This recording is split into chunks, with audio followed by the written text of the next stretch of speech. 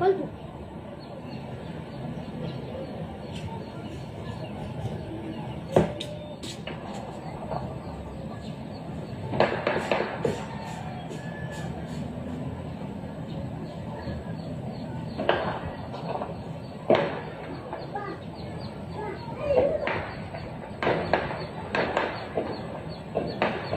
Cái mít chiêu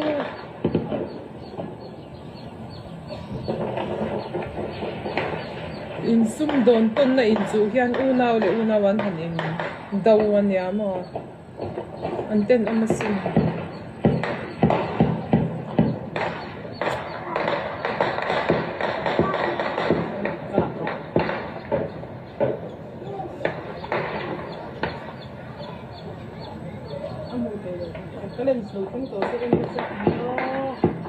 poi apoi hi ka tiru tu khemi in sum don ton na han in chu han o khosak ri ngot mai chu kan ta ve kan ya an ta ve kan ya an mani len mani han in tau chu nya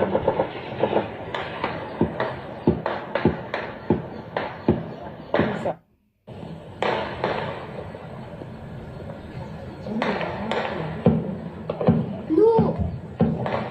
Yung phone, may kukungay da! Quanto?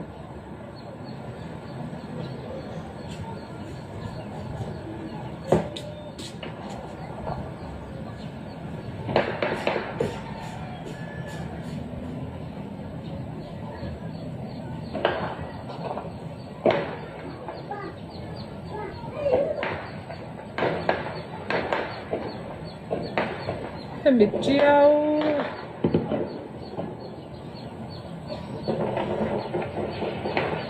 in sum don ton na in chu hian unaw le unawan han in daw ania mo anten amasin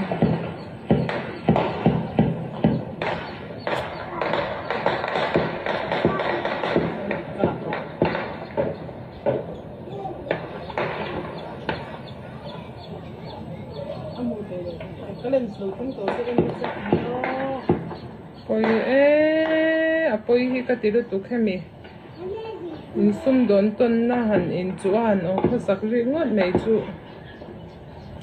kan ta ve kan ya an ta ve kan ya an mani len mani han in tau chu nya